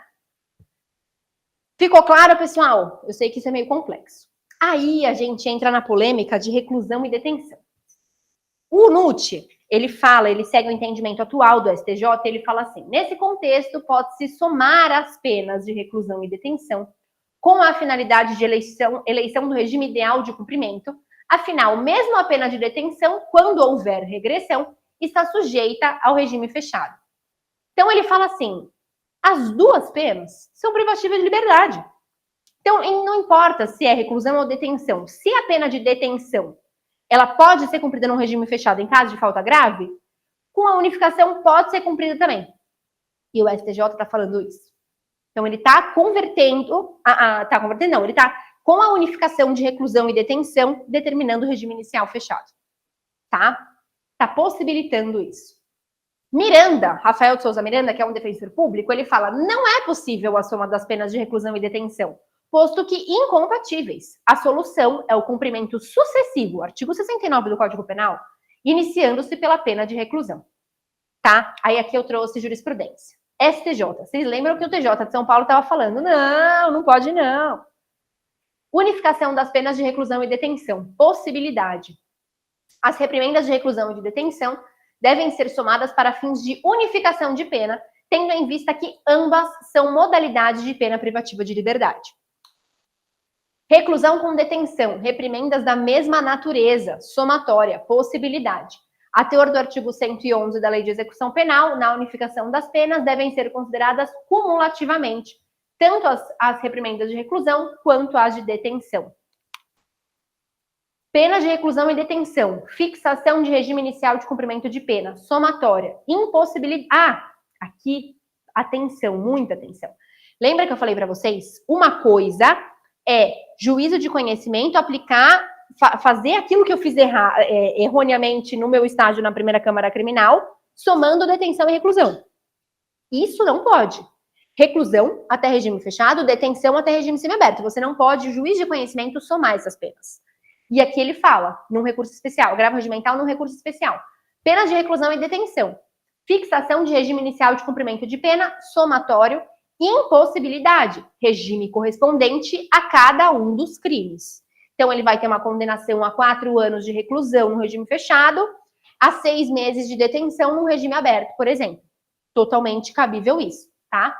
É diferente da esfera de execução penal, que aí o STJ tem entendido que pode, ocorrendo a unificação, pode sim ter um único cálculo com regime inicial fechado. De novo, reclusão e detenção. Na hipótese de concurso de infrações apenadas com reclusão e detenção, deve ser aplicado o regime inicial correspondente para cada um dos crimes. Verifica-se que o caso dos autos não se refere à unificação das penas para fins de execução penal, mas para a definição do regime inicial de cumprimento de pena. Tá? Acho que tá claro, né, essa distinção. Limite das penas. o tempo de cumprimento das penas privativas de liberdade não pode ser superior a 40 anos. E aí, faz uns anos isso já, num Natal, assim, sabe, tipo almoço de família, que o criminalista sofre. Acho que minha mãe, minha tia, sei lá, perguntou, mas se só pode ficar, na época era até 30 anos, se só pode ficar até 30 anos, por que tem uma pena de 100 anos? E por quê? Passo essa bola para vocês. Vocês sabem? Bem simples, né? Na hora de fazer a dosimetria da pena, todos os crimes, toda a pena que ele merece, ele vai receber. Contudo, no entanto, todavia, no fechado, outrora, o permitido, encarcerado, 30 anos. E aí, alterou-se para manter até 40 anos. Sim. Então, e aí vai fazer, de novo, todo um cálculo, a depender de todas as penas, das unificações, e ele não vai poder ultrapassar 40 anos de cadeia. Sim, por conta o pessoal está vivendo muito mais, né? Não, mas aí a pergunta é, o motivo pelo qual, por que os juízes aplicam penas maiores de 40 anos se o cara vai poder ficar preso só 40? Porque eu acho que uma coisa é diferente da outra. Sabe por quê? Porque o cálculo de pena, ele é feito em cima da pena total. Okay. Então, a progressão de regime, o livramento condicional, vai ser calculado em cima de 100, 200, 300 anos, não em cima de 40. O limite da pena é de prisão, mas ele pode ficar assinando até enquanto tiver vida, né? Porque em cima de uma pena de 111 anos, fazer isso. Então, é isso. Aí quando eu falei, sabe? Falei, ai meu Deus, como o criminalista sofre na família, né? Mas como você deu o exemplo de família, né, na academia, você tenta contar de um jeito fácil, né? Sim, exatamente. Então, é o parágrafo 2º sobrevindo... Não. STF fala na súmula 715, a pena unificada para atender ao limite de pena não é considerada para concessão de outros benefícios. Ou seja, o limite de pena é de prisão, mas a pena total e não o limite vai ser considerado para fins de cálculo de pena, progressão, condicional e etc. Parágrafo 1º, quando a gente for condenado a penas privativas de liberdade cuja pena seja superior a 40 anos, devem elas ser unificadas para atender o limite máximo deste artigo. Porém, sobrevindo condenação por fato posterior ao início do cumprimento da pena, far-se-á nova unificação. Então, um caso que tinha no escritório, uma chacina, pena mais de 100 anos, unificou tudo. O limite dessa pena de prisão vai ser 40 anos. Não foi o caso, graças a Deus, mas vamos supor que num semiaberto ele saísse e matasse alguém. Esse novo crime, ele seria computado para um novo limite de penas. Não seria mais, vamos supor, tá preso já há 25, falta só 15. Peraí, você cometeu outro crime. O seu limite vai ser renovado. Entendeu? Porque senão, eu tô no limite de 40 anos mesmo, Dani, se eu vou sair matando todo mundo. Entendeu? Então, esse limite, ele é renovado, vai, entre aspas. Nova condenação anterior à pena que está sendo cumprida. Não pode ocorrer a interrupção por ofensa ao princípio da legalidade. Isso daqui é cálculo de pena base. A data de previsão para progressão será aumentada por conta do aumento da reprimenda. Então, veio lá uma nova condenação. Essa pena vai ser somada. Só que não vai mudar a data base do cálculo de pena. Porque foi uma condenação anterior à pena que está sendo cumprida. Tá? Agora, vamos supor que seja uma falta grave. Um novo crime doloso. Aí vai mudar essa data base, porque tem um descumprimento. Então, a data base do cálculo sempre é a data da prisão, da primeira prisão, ou a data de uma falta grave. Falta média, falta leve, não tem o condão de interromper esse lapso. Interromper o lapso significa mudar a data base do cálculo. Aqui ele fala unificação de penas, nova data base para concessão de benefícios. Este STJ se posicionava no sentido de que a superveniência de nova condenação no curso da execução determinava a unificação e a fixação de uma nova data base. Porém, mudou-se, né, o entendimento e afastou a fixação de nova data base como marco para concessão de benefícios de execução penal. Ou seja, antes, uma nova condenação ia alterar, porém hoje não mais, tá? Mudou-se esse entendimento. Isso daqui eu vou pular, porque eles erraram os slides. A Simone deu condicional, né? Tá. Depois eu vou até reiterar para eles colocarem os slides certo na área de aluno. Resolução SAP número 144 de 2010. Eu acho que somos todos de São Paulo, mas...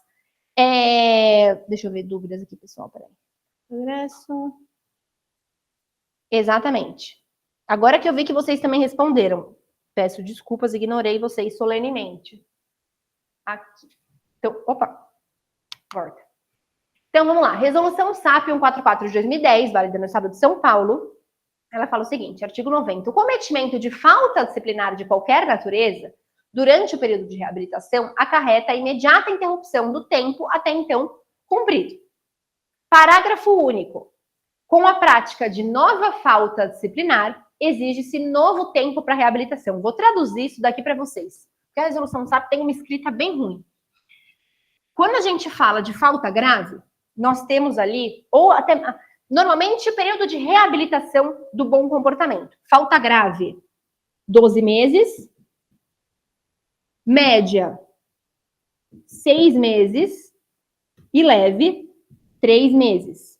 Tá? Então, vamos supor, preciso pedir progressão de regime e eu preciso daquele boletim informativo, atestado de conduta carcerária, que ateste que o meu cliente tem bom comportamento. Se ele tem uma falta grave nos últimos 12 meses, média nos últimos 6 meses ou leve nos últimos 3 meses, você não vai conseguir esse documento, porque vai constar ou comportamento regular ou mau comportamento, tá? Este período de reabilitação do bom comportamento, ele vai, vamos supor, se o cara comete 2 faltas, aqui, que dia é hoje? 13, né? 13 de junho. Vamos supor que ele cometeu no dia 13 de maio, uma falta média. Ele reabilita no dia 12, média 6 meses, 11, né? De novembro de 2024, tá? Só que aí em julho, ele cometeu uma nova falta média. Já tô indo. Ao tempo que falta cumprir, vai aumentar mais 6 meses. Deu para entender? Ficou confuso. Vou voltar. Aqui ele tem um período de reabilitação. Ele precisa voltar a ter bom comportamento depois de 6 meses, certo? De maio a novembro. Só que aí, em julho, ele cometeu uma nova falta média. Em julho, faltava 4 meses para ele restabelecer o bom comportamento, certo? Todo mundo até aqui? Então, cometeu em maio, em novembro, restabeleceria o bom comportamento por conta dessa falta média. Em julho, ele faltava cumprir 4 meses para voltar com o bom comportamento. Só que ele cometeu outra falta média. Então, ele precisa de mais 6 meses. Então, falta cumprir 10. Isso soma. Aí a gente tem corrente falando que não. Que então zera e vai voltar 6 meses. Mas a maioria da jurisprudência fala que não. Que realmente vai somando esse tempo. Enquanto o cara está cometendo falta, vai aumentando esse período de reabilitação. É justamente para inibir ele. Tipo assim, enquanto você estiver cometendo falta, meu filho, seu período de mau comportamento vai aumentar. Tá? Dúvidas? Ficou claro isso? Pessoal de casa, alguma dúvida?